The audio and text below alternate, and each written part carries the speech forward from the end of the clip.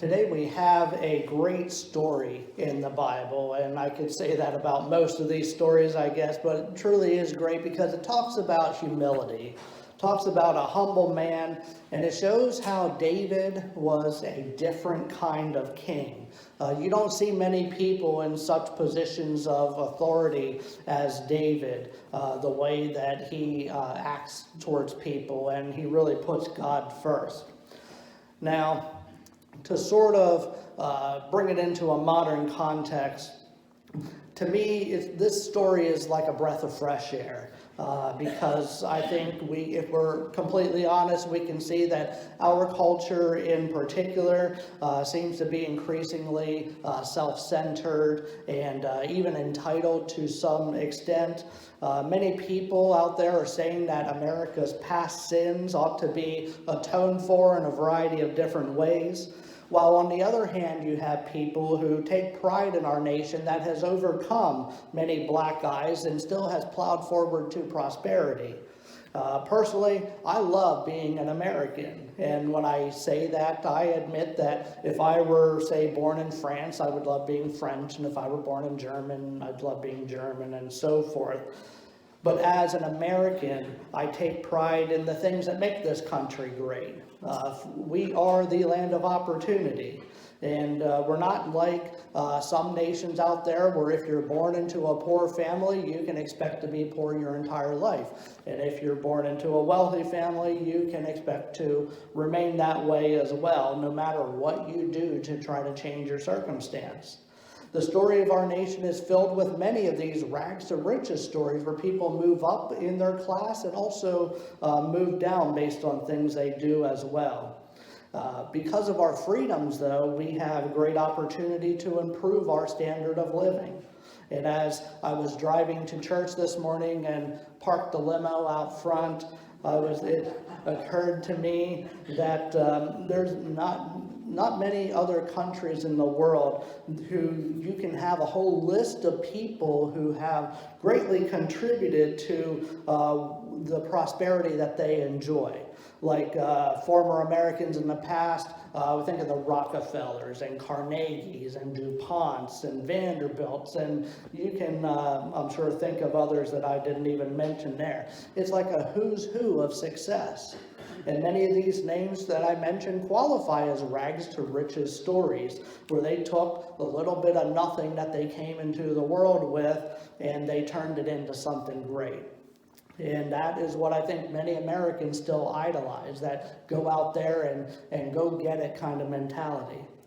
On the other hand, there are some very wealthy people nowadays who have inherited their wealth and really haven't had to work that hard at it too. If they weren't blessed with very innovative parents, they probably would still have the little bit of nothing that their parents started with too.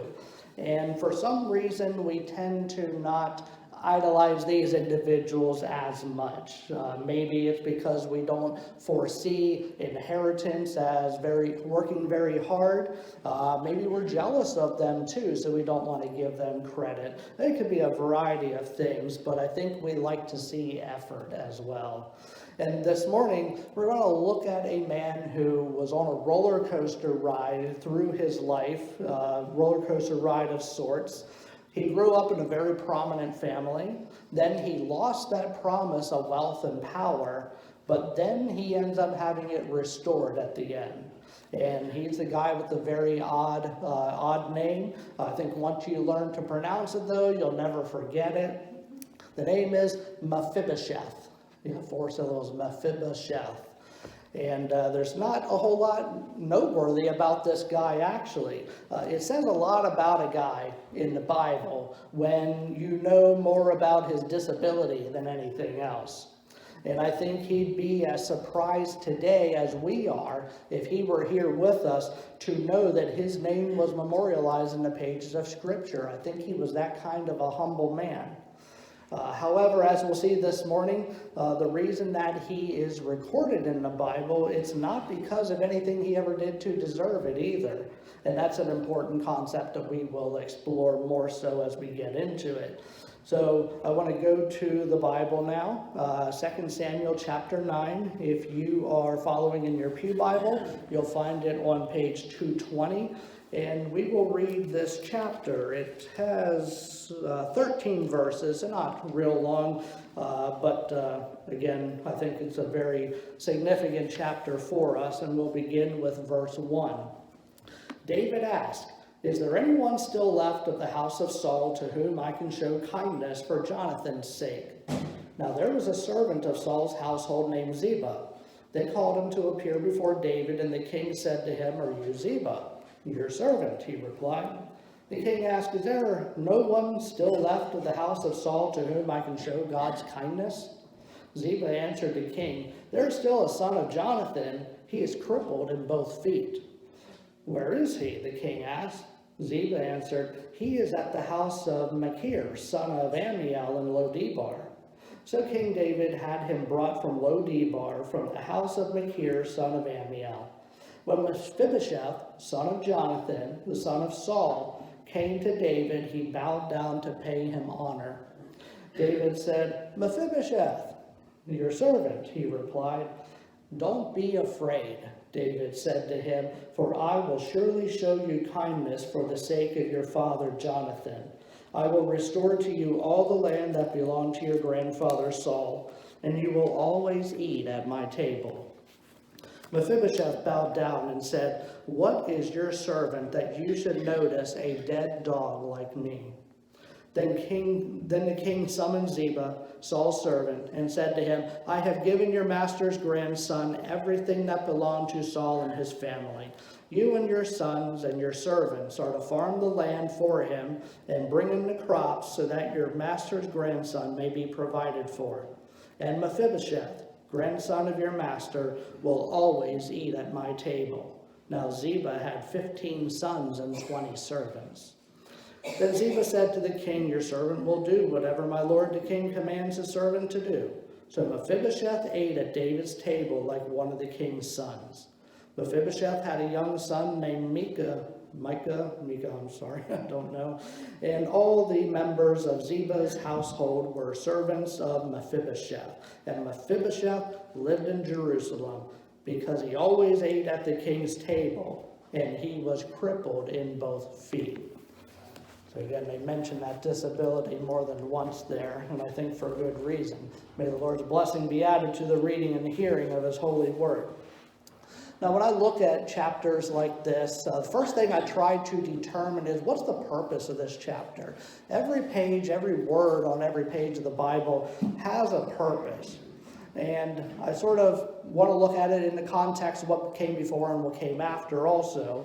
If you go back chapter 7, a few weeks ago we talked about David's desire, actually I think it was just last week, desire to build the temple.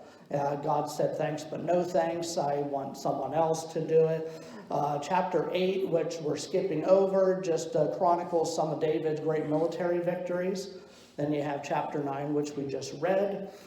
Next chapter, we go back and we have more military victories. So this is sort of sandwiched between two very similar chapters. And first of all, I can tell you a couple things that the purpose is not. So if we can eliminate what's not, we can get to what it actually is. First of all, purpose is not to tell us what a nice guy David is. David was a nice guy. We should likewise be nice, but I don't think that's the purpose.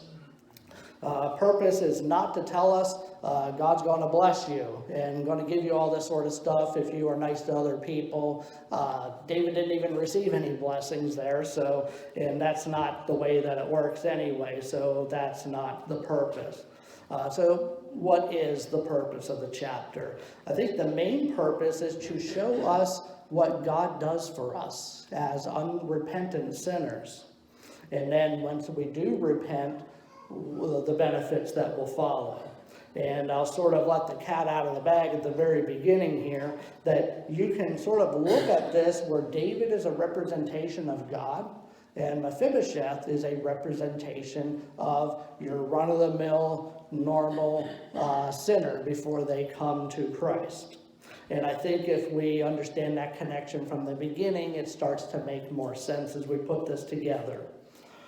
The way that David treats Mephibosheth is the exact same way that God treats us when we come to him for salvation. This morning I want to look at it from both perspectives, that of Mephibosheth first, and then look at it from David's perspective following. And we first actually did hear of Mephibosheth before this in the Bible. This isn't the first time he comes up. His name is mentioned about 5 or so chapters ago.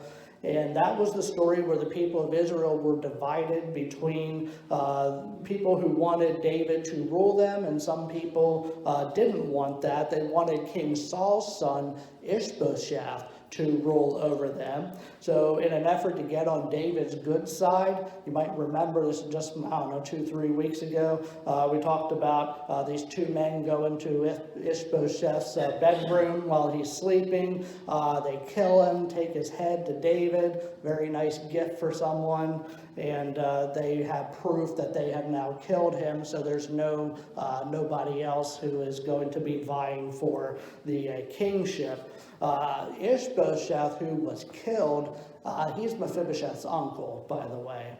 And as I'm reading this, I'm thinking that I'm just glad I'm not at that family reunion trying to get these names correct, Ishbosheth and Mephibosheth and whoever else there was.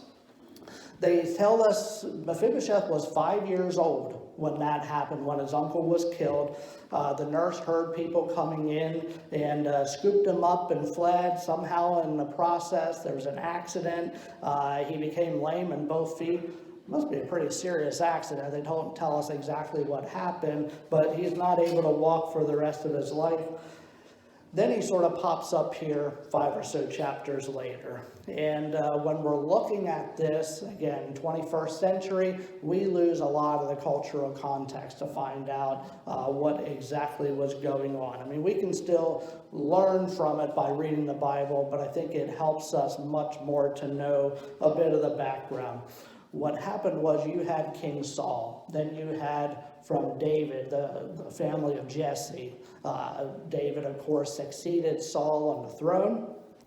What happened was, since normally royalty is passed down to sons and to his son and his son and so forth, anytime in the ancient world when you had warring families, they would go in and kill all the royal people, and they would take control. And they would remain in power until someone went in and overthrew them, and that's just the way it happened.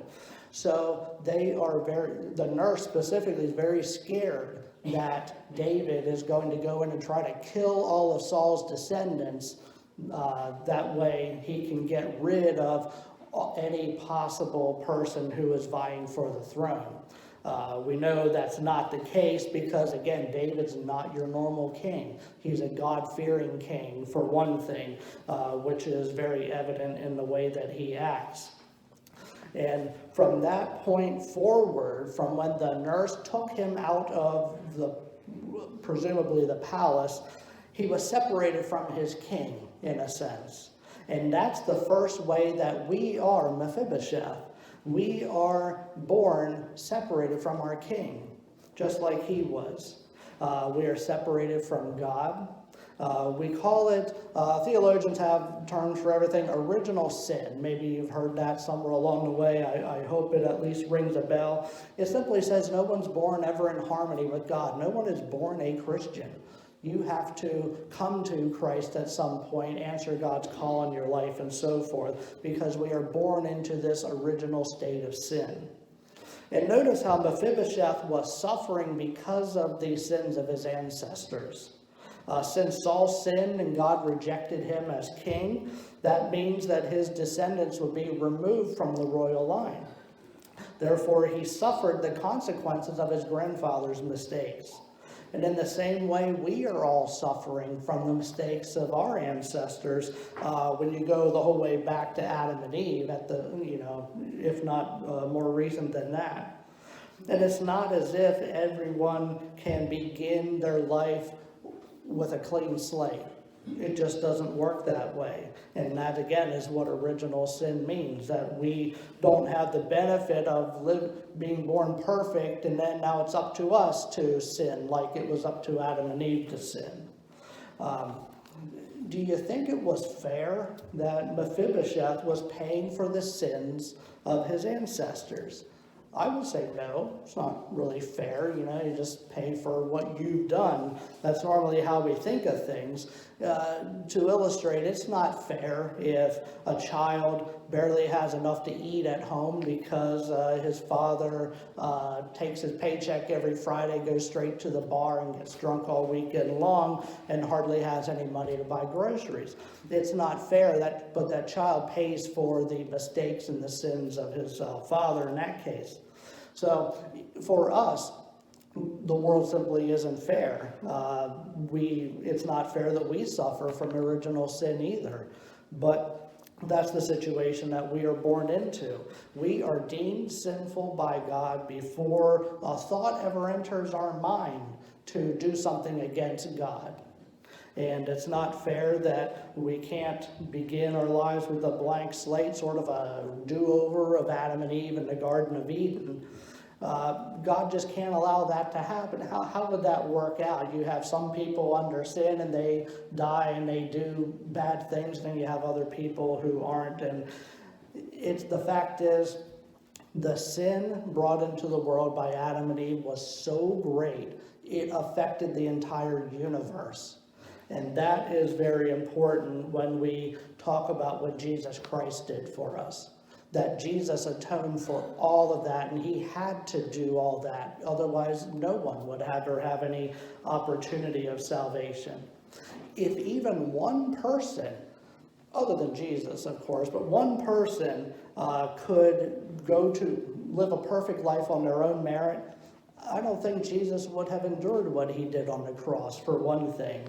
But Jesus knew he had to do this for anybody to have even a possibility of being saved and going to heaven. And that's what was riding on Jesus' decision to be obedient to his Father, even to the point of a terrible, painful death. And it's because we are so stained with this sin that we hide from God, like Adam and Eve hid from God the first thing after they ended up eating the fruit from the tree. Mephibosheth did the same thing. He sort of hid from David. We don't hear of him for a 5-chapter span. Adam and Eve knew they deserved death. And in a way, Mephibosheth feared that David would take his life too. For the reasons I said, that was just expected, that whenever your family lost the throne, you expected the other people to come in and completely decimate everyone. Now, given this dismal situation for this guy Mephibosheth, there was nothing he could do by himself to change the circumstances. And that's another way that we are Mephibosheth. We can't do anything to change our sinful nature until God makes the first move. And until God initiates contact, any of our efforts are just futile. We can try to be a good person. You can have people who want nothing to do with God, but if they say, hey, I want to go to heaven, I'm going to go to church today, that's fine. But until God initiates contact, it's really not going to make much of a difference. And I'm reminded that Jesus told this story about the king's banquet, which is a metaphor for heaven, by the way, the great banquet. And again, the way it was in ancient times and still is today, nobody ever asked for permission to go to a king's banquet. Nobody ever asked for permission to go to a fancy party at the White House, for instance. I don't call up the president, hey, can I go to your party this weekend? It doesn't work that way. It is by invitation only. And that means that the king always is the one who initiates contact. The Bible clearly tells us God is the one who initiates salvation. It's a way that David, out of his loving and compassionate heart, initiated the contact with Mephibosheth first.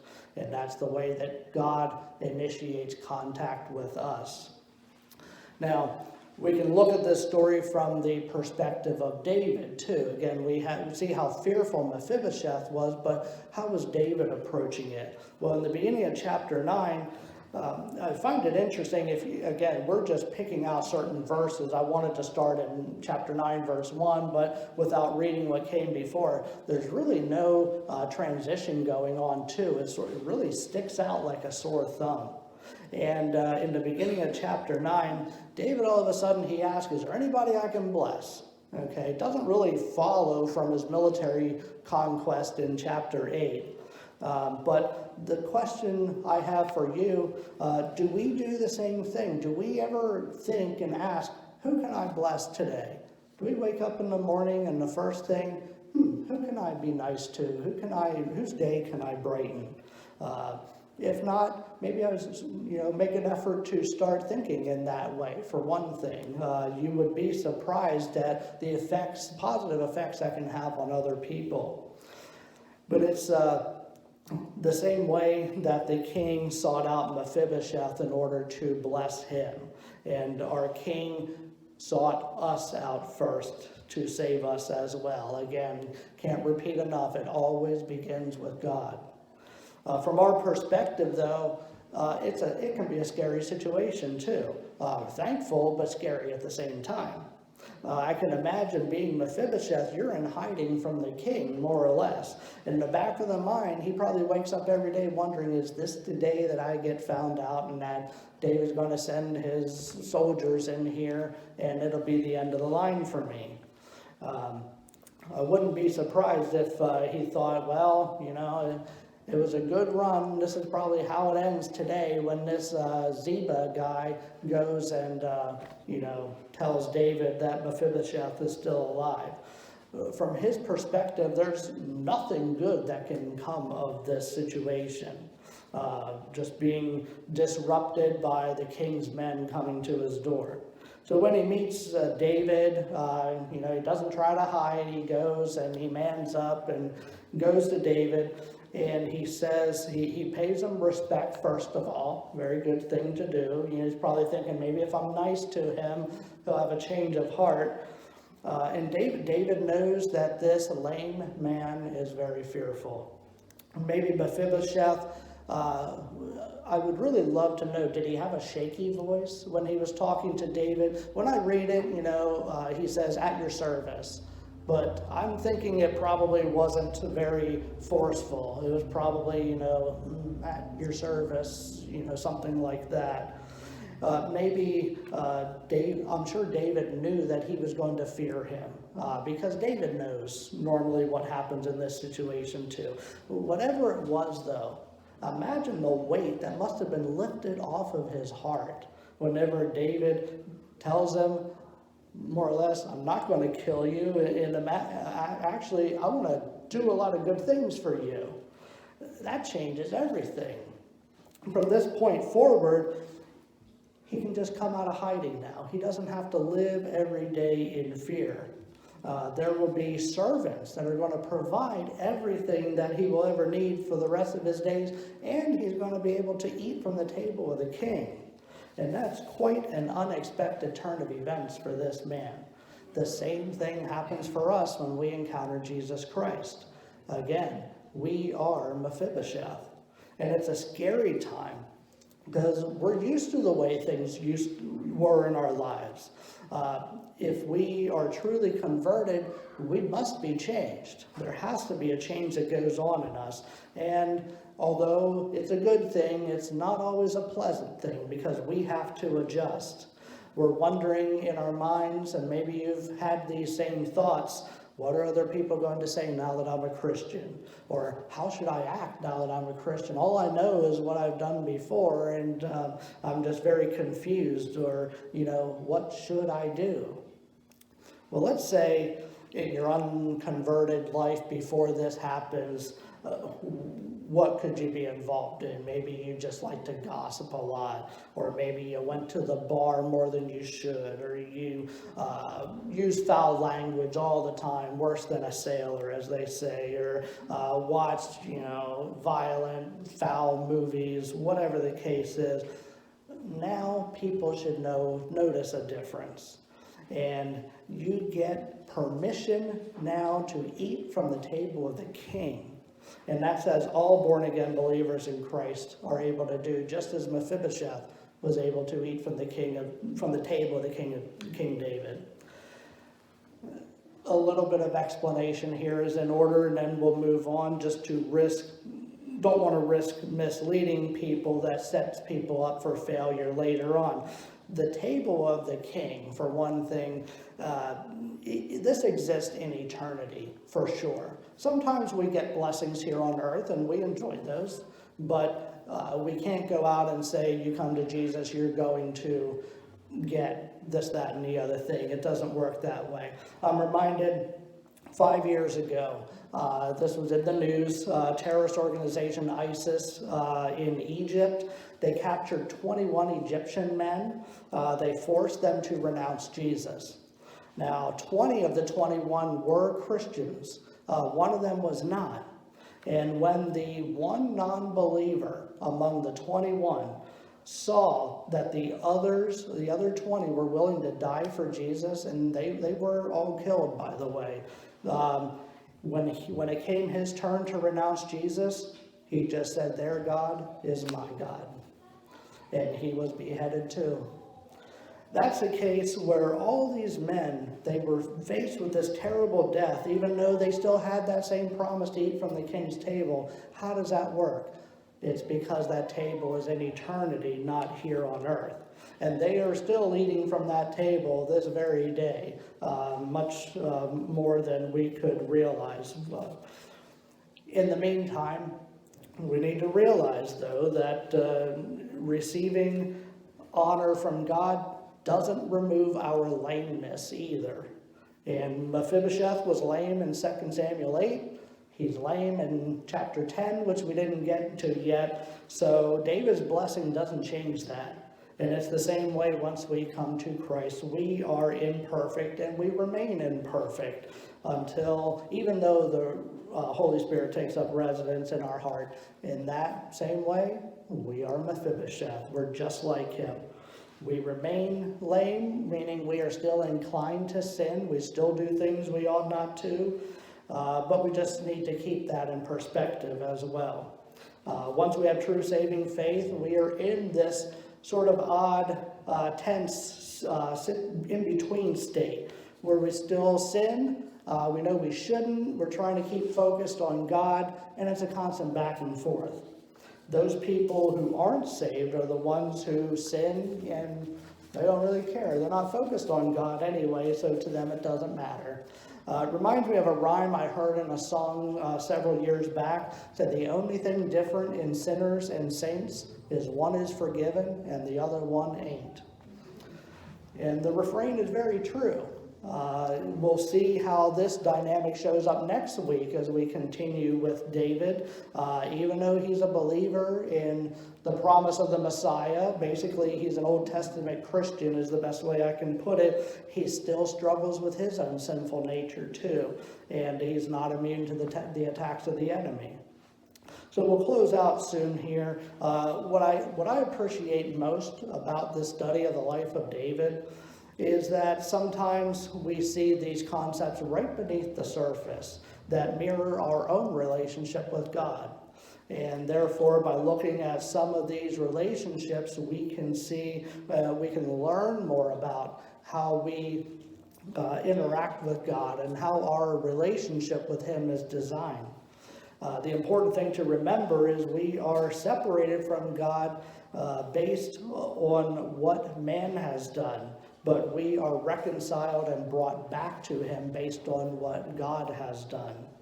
And we should be able to see a bit of ourselves in this man named Mephibosheth, that even though he hid from the king and he was poor, didn't have a lot to his name, the king still made the effort to seek him out in a loving effort to restore him to a position better than what he ever could have imagined.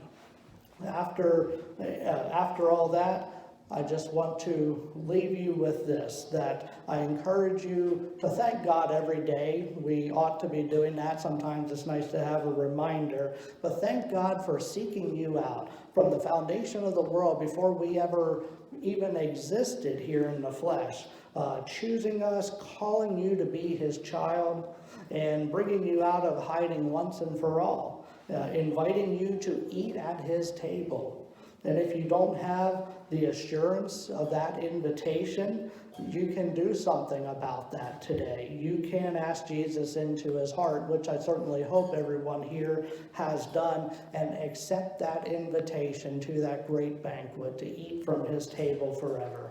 You can then experience what it was like to be Mephibosheth, because in a very real way, we are Mephibosheth. Let's now bow our heads and close out with a word of prayer.